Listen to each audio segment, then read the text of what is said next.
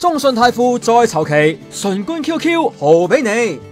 中信泰富要鯨吞阿媽咁大胃口，就梗係要賺大個胃啦。5月已經揾咗一班人嚟噶啦，不過都唔夠，依家咪再揾多啲咯。尋日公布再引入10間投資者，認購一共53億4800萬港元價值嘅股份，大約佔收購完成之後中信泰富總發行股份嘅1.59%。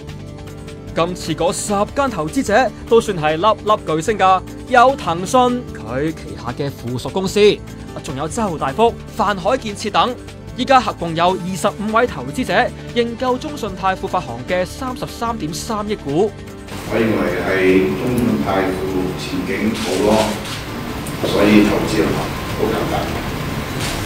Too Young 就唔係啦。Too Simple Sometimes Naive 嘅神官都咁講，幾有前景，幾簡單，大家拭目以待啦。